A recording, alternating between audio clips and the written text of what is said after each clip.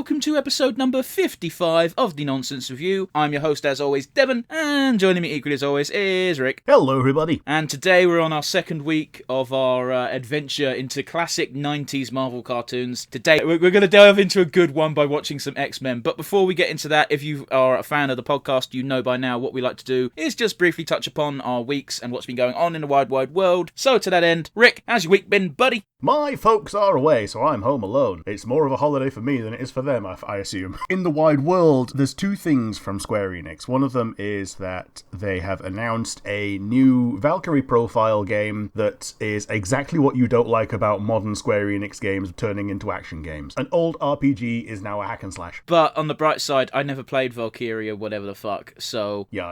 Actually looking forward to it because of all the ones to make into a single-player hack and slash, Valkyrie Profile is one of the ones that you could have done it with, because the only actual playable character in those games normally is the Valkyrie, and anything that she recruits is technically a dead person, so even if they are in the party, they're not the person that they are anymore. Okay, fair enough. So, yeah, I can see it being that she uses the Einherjar as summons and all that. From what we've seen, it looks neat, so I'm quietly excited. The other Square Enix one is that the Chocobo Kart Mario Kart ripoff is looking real bad because it's very trimmed down and nearly everything is microtransactions, and the opening part of opening the game, which is meant to be like a £40-50 game, is pushing for season passes, microtransactions, and basically the kind of stuff that you would expect off a free game. And yeah, this is full price. So that's not looking good for the final product. Things are subject to change. We hope so. I've got to wonder who was in charge of that fucking project then. What they're doing is they're trying to treat the Nintendo Switch as a mobile phone, and then realizing, oh, this is a Nintendo Switch. We can charge a Nintendo Switch game price for this. That's ridiculous. It's even more ridiculous because there's plenty of games on the Switch that are mobile games that are free to play, and you can buy in-game purchases. Yeah.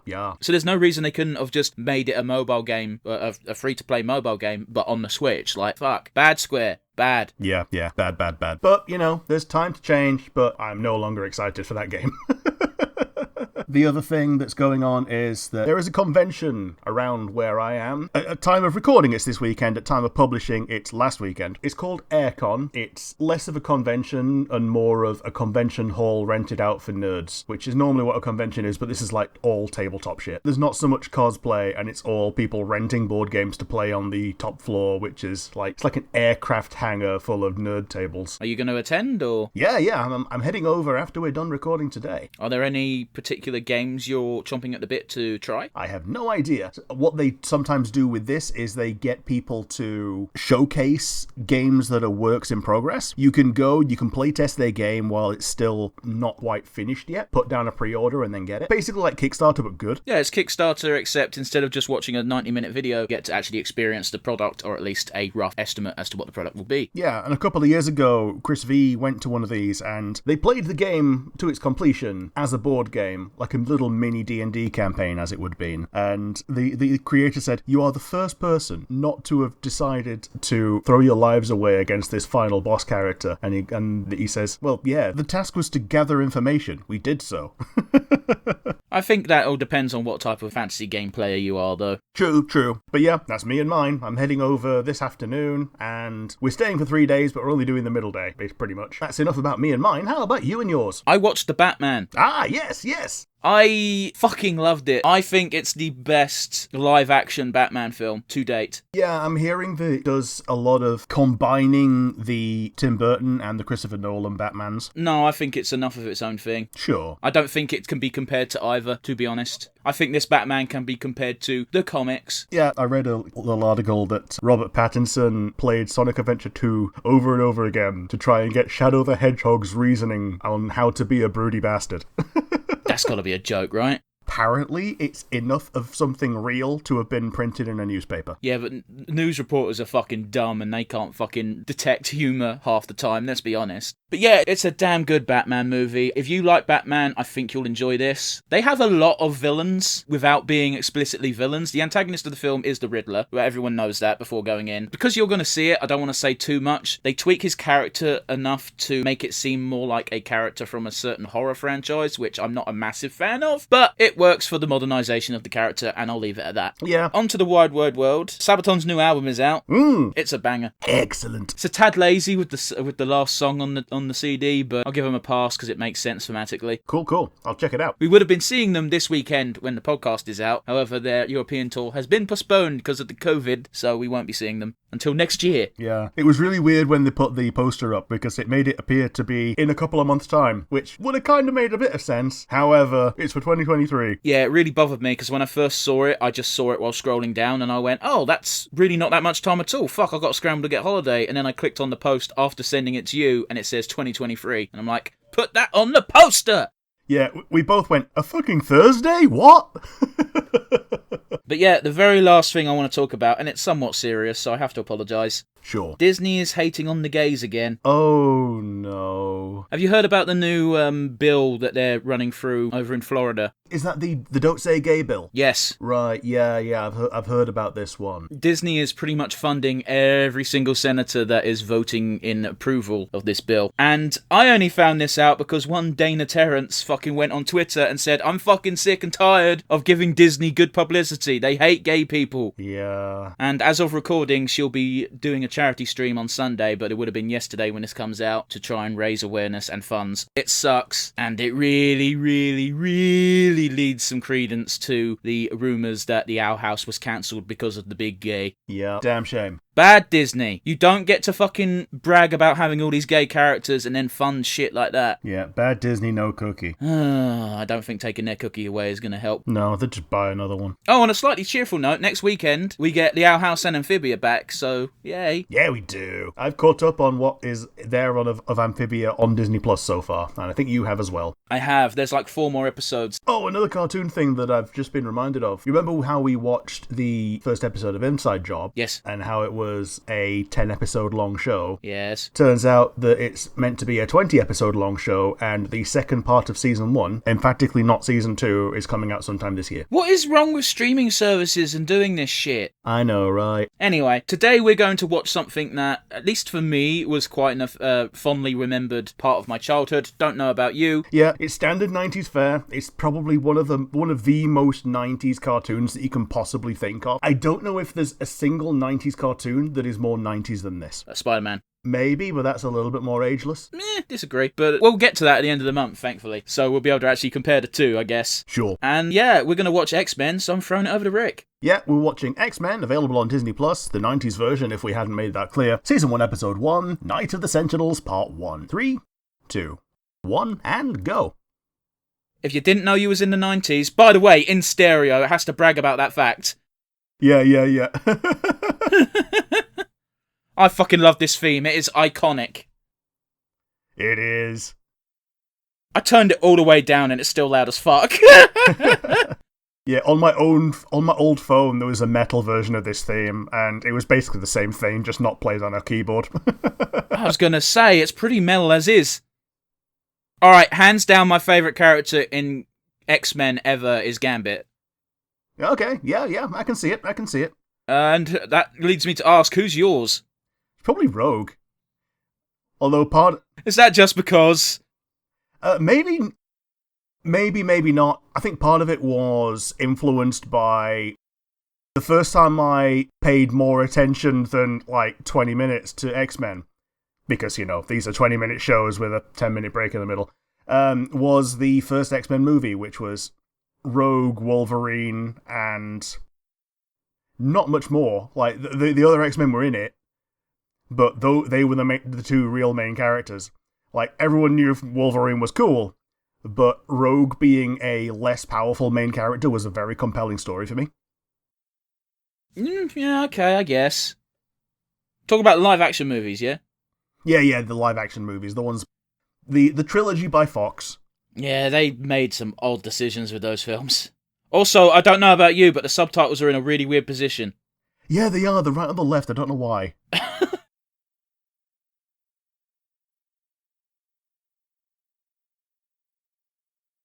Yeah. She's already in a mutant costume. This is, in case you couldn't tell, X-Men has always been used as an allegory for horrible, horrible racism. Was that a discount Bart Simpson on the wall as well? I didn't see, I'm afraid.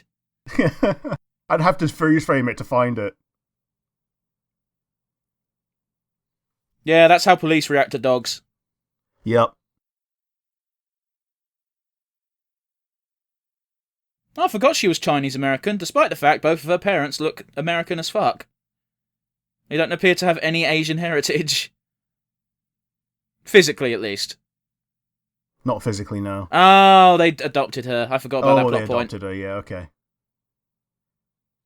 That is the most terrifying fucking shot you could ever have. Yeah, like, if you weren't certain that Sentinels were meant to be scary.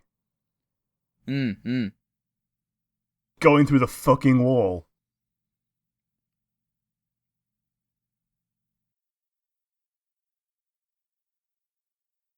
Man, I miss arcades.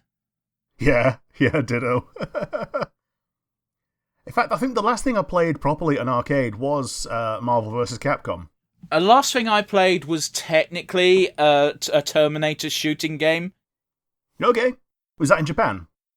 Oh, shit. Oh, fuck. No, the last thing I played was a fucking, I couldn't tell you the name of the game, but it had like a punching bag come out the thing, and on the screen was a giant octopus, and you had to punch the punching bag down, and the stronger you did it, the more points you'd get, and the more points you get, the more likely you are to move on to the next stage. It was like a One Punch Man game without the branding. Yeah. Sounds pretty fun, actually. Yeah, it was decent. I enjoyed it. They also had Luigi's Mansion, but like you had the vacuum cleaner peripherals as guns that you could hold. It was fucking fun. Yeah. This is Storm and Rogue. Yeah, it is. Storm is very pale. I've always known Storm to be on the pale end of things, though. Yeah, because they got a pale here, and when they did the live-action movies, they did Halle Berry, who I still think isn't... I can't phrase this delicately, but she's not very dark, Halle Berry, is she? No, she's not. I love the idea that Gambit has to regularly buy 700 packs of fucking cards. Yeah. Especially since if he only wants to use the aces, then... Yeah, he is a bit fucking weirdly fucking... theatric about it. Yeah. Like, he'd be a real shit person to try and keep secret. Like, you got all of these dumped boxes of cards without one of the things that is your hallmark. I think that's even a plot point in Seven Psychopaths. Maybe. It's been a while since I've seen that film. Yeah. It's a good thing she's not wearing a skirt. Yeah, I was going to say, that's someone's fetish fuel.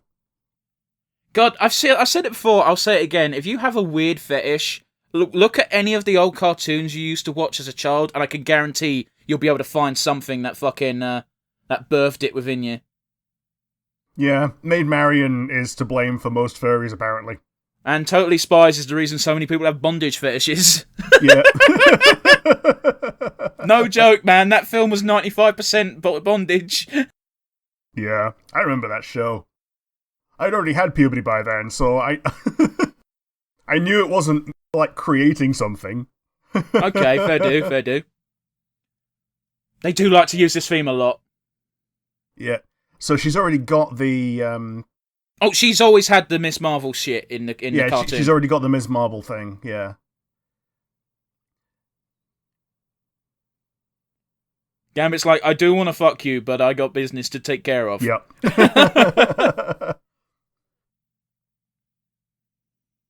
Yeah, give me a couple of minutes to warm up. I've got something that really needs to be done right now, sorry.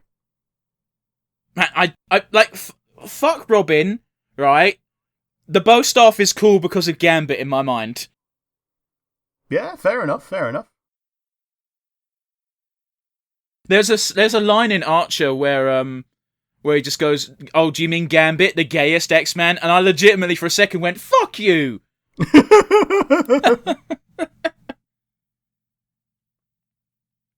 Was also really fun moveset in. Oh fuck! I forgot the name of the game. It's the Civil War game, but it's like Marvel Heroes 2 or some shit.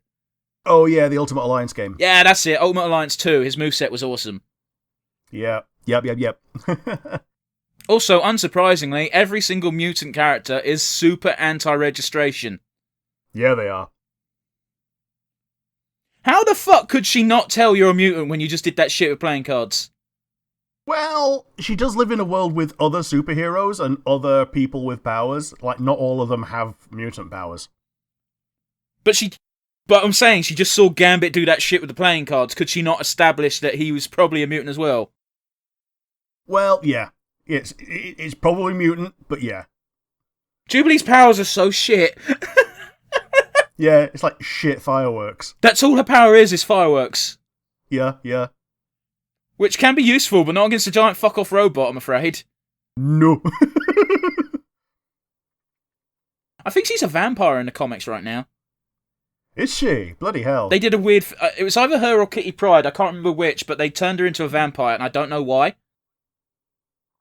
I think Kitty Pryde will make a more scary vampire because she can just go through shit.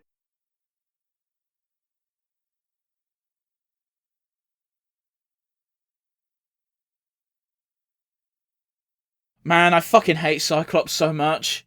Yeah. What do you say if If your friend likes Cyclops, you've got a bad friend. yeah. I got that from the Best Friends play. Yeah.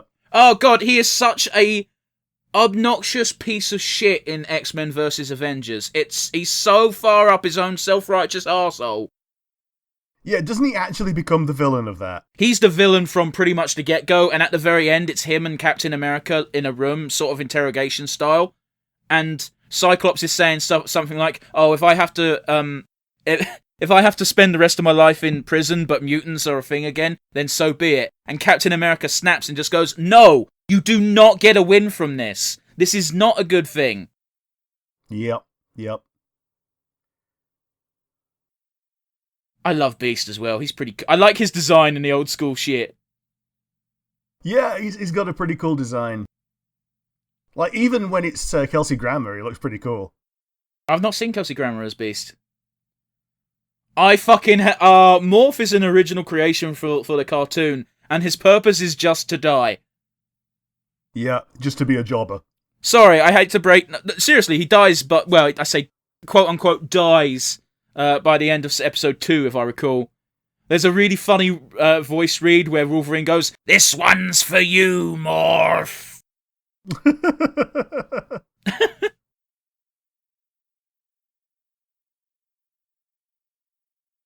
Man, I don't know if I hate or love Sabretooth's old school design. Oh, with the massive 80s metal hair. Just like his skin suit and everything looks weird. Yeah.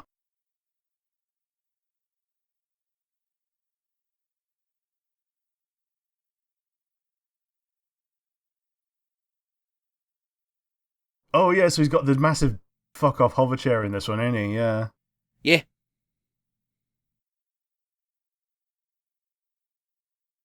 You gotta admit, right, from Jubilee's point of view, would you not think you're in a fucking villain's lair here? Yeah, you are. And she's being mocked as well by Morph. Although he didn't know that she was watching him. To be fair, Morph's a dick. Yeah, he is. And here we find out Gambit and Wolverine are super badasses because this is how they train. Yup.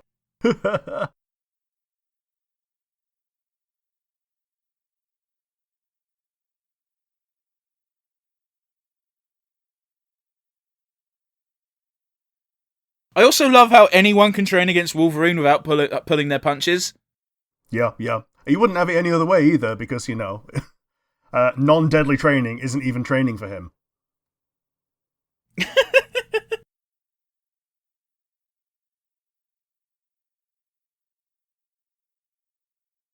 Oh yeah, that would have been the ad break. Yep. I think there was another one earlier as well.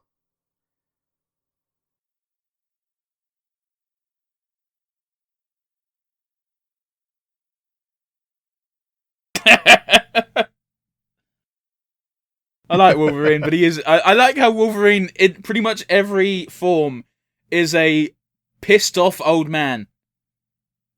Yep, yep. Someone said, I can't unsee looking at Wolverine head on and looking and seeing two Batmans kissing. It's really easy to not see that, though. You gotta want to see it.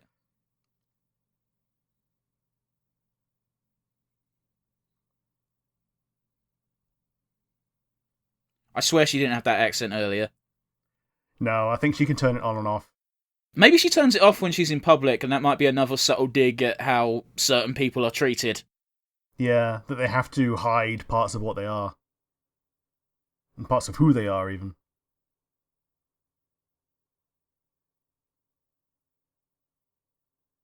I can't believe the audacity of this bitch with the lightning earrings.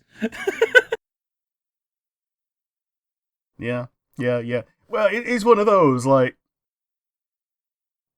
Rogue saying, yeah, I want to get rid of my powers, and Oh, yeah, from the films. Yeah, go on. and Storm going, why would anybody want to lose their powers? Like, these are what make us special, says the lady who can make sparkles and lightning. And is literally treated as as the equivalent of a queen in her home nation because of it. Yeah. She's got godlike powers. She's won the superpower lottery. Meanwhile, the woman who can't touch another human being without killing them. Yeah. Why would you want to get rid of such a power? Oh boy. No. Yeah. I think Rogue was my first exposure to that Southern Belle accent, and my god, it still does things to me this day. Yeah. I can't believe her full name is actually Jubilation Lee. I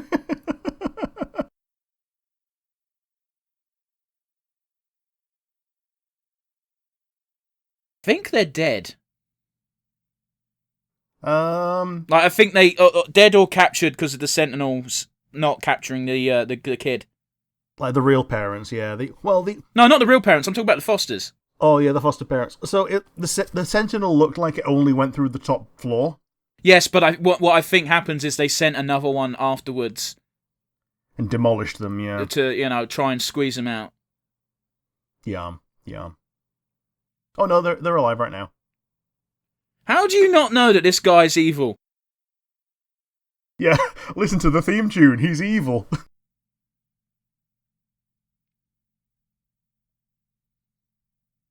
Oh no! How? How the fuck did you miss that? Stealth Sentinel, bloody hell. It didn't do a good job of stealthing, though. No. If Jubilee didn't have tunnel vision... Yeah. Also, important to point out, I'm pretty sure the Sentinels are made of metal right now. Yep. Making them worth absolute fuck all against the actual mutant evil guy. And, it can be argued he's not even that evil. Yeah, like, he's spent more time as not a villain than most of these shows go on for. Yeah, like, there is a very definite point where he has a face turn, even in the cartoon. Yeah. Yeah, he's been a legitimate member and sometimes leader of the X-Men for, like, at least a decade. I mean, shit, one of the reasons why he wasn't leader of the X-Men during the Avengers vs. X-Men is because he's like, I've done some fucked up shit, not gonna lie. I don't think I'd be good for PR right now. Yeah.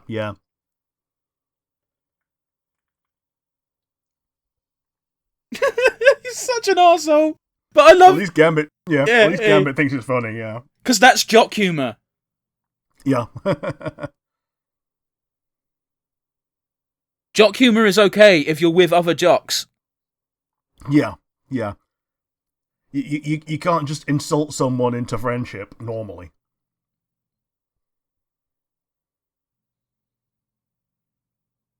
Yeah, I'm psychic, bitch. Sorry, I couldn't help it.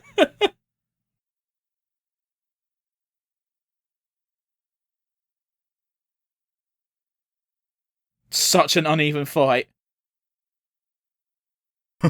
Yeah, yeah. I absolutely adore that that's Wolverine's first action. Yeah, to say, fuck you, I'm doing the thing I'm doing right.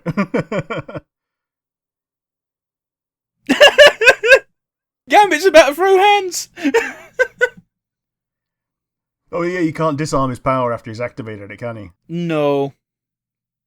Unfortunately.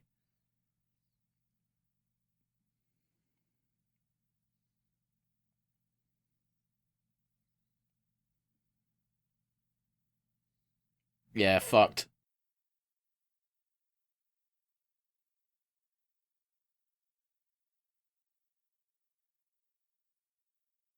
Yeah, there we are. Backstory, go, go, go. Doesn't put Gambit off, though. Yeah, she's got that real purry voice.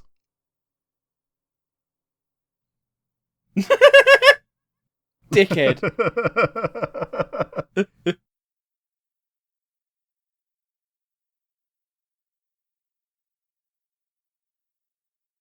Way to go, Cyclops, just disregarding the whole fucking trauma. We all had to do it, shut up right now.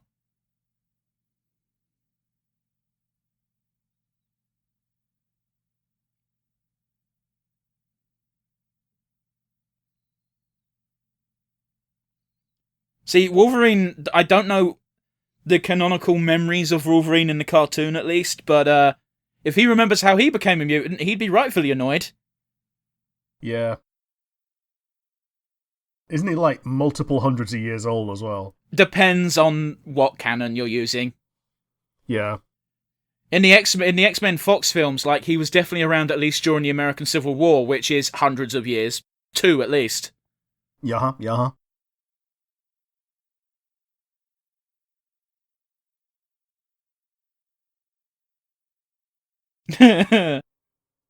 Yeah, I remember that.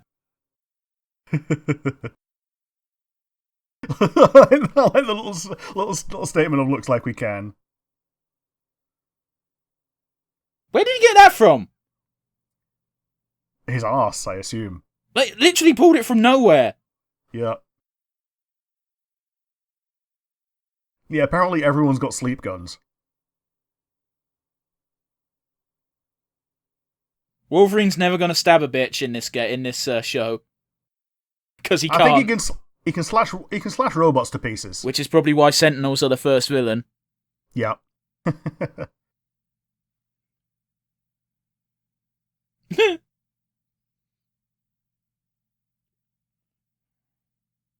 I can smell them. I may have watched this cartoon fairly recently because I do remember some stuff quite vividly. Yep.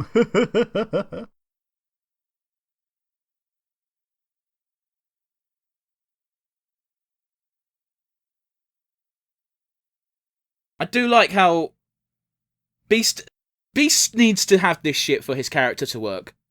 He needs to show off that he's a verbose, intelligent motherfucker. Yeah, because all too often your big guy is just a big guy. You don't normally have strength intelligence builds as playable, not really playable characters, main characters in your teams. Mm-hmm.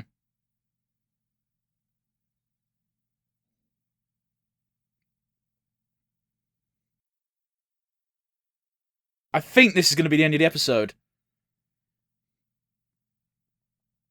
Yep. Yep. Oh, look, it's the return of the bad CG! Oh shit, look at how shit Professor X look. Oh no. Why does it do this to me every time when we do this shit? I clicked on the little thing and it just went, oh, you clearly want to go back to the menu. Okay. Bastard. I like how they got fucking Cable in the fucking preview image for the series. Sweet. Watching the credits, by the way? Yeah, it looks like it's actually finished as well now. Actually? Published by Saban. Yeah, that tracks. They were doing a lot of shit in the 90s. Yeah, they were. Like, let's be honest, they were the Disney of their day. Yeah, true. When it comes to multimedia empires, at least. And also treating their employees like garbage. Well, that's every company. Yeah. If you're not a top executive, you ain't getting treated well at all, let's be real. I've recently found out that every company that has shares is legally obligated to make as much money as possible. Otherwise, your shareholders can sue the people in charge and oust them and install someone else. And then you end up with a soulless company. We all know capitalism sucks. Fucking anarchism forever. There, is that better? Anarchy is the one we can all get behind. But yes, Rick, what did you think of the first episode of X-Men? Compared directly to Iron Man, it benefited a lot from the slower pace. Like, you could actually put jokes in that could make you giggle in a short term. You could have a little bit of suspense, and it wasn't just skipping to the next bit of pseudo-important action. Like, it was a way better watch. Do you not find it weird how we've got an entire team worth of characters, and yet we were still introduced to less characters? Yeah. Then again, they are all protagonists. Like, the majority of the Iron Man... Actually, no, they were 50-50 pretty much. They had a team fight at the end. Yeah, it was team versus team. It was like, it was just too many. That would have done a lot better if both sides spent episodes recruiting. Yeah, it would have, actually. It would have made it so much better, because you'd have enough time to get behind each protagonist and antagonist. But this is me saying how to improve something from the 90s that's already out there in the universe that neither of us liked, as opposed to this episode, which we kind of did like. So how about you? What did you think of this one? I mean, I knew I was going to like it going in. I loved the X-Men cartoon. And I'll be honest with you, the very first thing I was hoping for when Disney Plus got announced was, oh my god, are we going to get the 90s X-Men and Spider-Man on there? Because I loved that shit as a kid. Yeah. And honestly, I can't really pick it apart too much because it hasn't aged poorly. True enough. I think the only thing that I might do to update it is redo the title music with actual instruments. But even then, the synthesized version has its own nostalgia value as well. I mean, I had that as my ringtone for a good 3 years in college. Yeah, fair enough. But yeah, I think we're both more or less in agreement in that we enjoyed it a lot more than Iron Man. Yep. So let's get to our final wrap-up. Rick, do you have a favourite moment? My favourite moment is probably the Danger Room, actually. Just getting to see how the most dangerous ones among them, apart from Cyclops, who just sucks, train against each other. And we get to see the Danger Room a lot more. We get to see the Danger Room in every incarnation. But this is probably the first time a lot of people have actually seen it, because, you know, more people are able to watch TV than probably would have bought comics. So it was a good introduction to, like, the behind the scenes of the X-Men. I get what you're saying, but this is probably still back in the day when comics were 20 cents. Maybe $1. Yeah, probably like $1, maybe $2. So yeah, Rick, actually I just Googled it, and you were a lot closer. It's $1.75 for a comic on average back in 1990. Now this is a little bit newer than 1990. What was your favourite moment? My favourite moment was the Sentinel standing in broad daylight but pretending to hide. Now, I was bordering on making that my favourite moment, but it's coming up again. But yes, we can't just talk about the good things, we do have to talk about the bad. So Rick, what's your weakest link? Stupid Sentinel being shit at stealth. And yet it worked. It did. It served the plot, and yet how would that actually function? We know how it functioned. It functioned because Jubilee had tunnel vision. Yeah, totally. I can imagine that if you're set on heading to a place because you think you're going to save someone, you might not be looking at your environment too carefully. But still! Yeah, so the stupid Sentinel, stupid stealth, and really the overarching political climate in story of we need Sentinels to root out these dangerous people. That's my weak link. Like, that sucks. I know it's part of the plot, but it sucks. I get you, man, but it is at least true to the roots of X-Men in that is the plot of 9/10 of X-Men stories. Yeah. How about you? What was your weakest link? My weakest link is actually Morph. Yeah, I get you. He exists for one reason. He's going to get killed off by the end of the next episode, and I say he kind of gets reprogrammed and used against the team, but it's a plot point that's not needed. Yeah, he serves the same purpose as the sarcastic bastard version of, oh Jesus, this is where the old Deadpool came from in the movies. Fuck. You got a sarcastic bastard who gets essentially killed and reprogrammed. Yeah, okay, but they actually do it better in this cartoon because he still acts like a dickhead. Yeah. Like, he's still him. The only difference is he's now working against the X-Men. Okay, final crowning glory. We need to know it. We need to know it for science and for facts. Rick, who's your MVP? I think it's probably going to be Storm. She did the most against the Sentinels when Jubilee was first getting attacked, and she showed up again to be powerful and useful when they were infiltrating the base and could mist off the lasers. And she also gave a little bit of a pep talk up on the roof. She's got a fair few establishing character moments of being a very good team member and probably should be the leader. I mean, in this and in X-Men, I want to say it was called Evolution. Yeah. She is very much a maternal figure. Yeah. How about you? Who was your MVP? I'm going to give it to Wolverine because I really love the moment of, oh, the kid's missing? Cool, I'm going to go and save her now. Yep.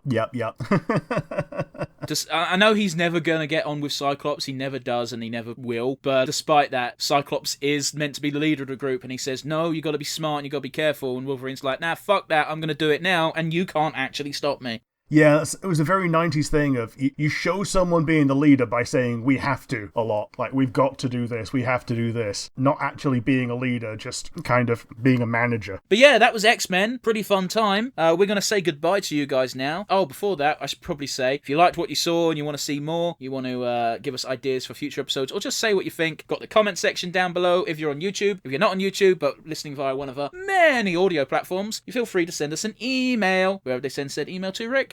nonsensereviewuk@gmail.com. Once again, that is nonsensereviewuk@gmail.com. Yes. And please tune in next week where we do another Marvel 90s cartoon by the name of Fantastic Four. And I can't remember if it's the good one or the bad one, so it's going to be a trip. Yeah. Keep yourself safe and keep yourself happy, guys. Bye.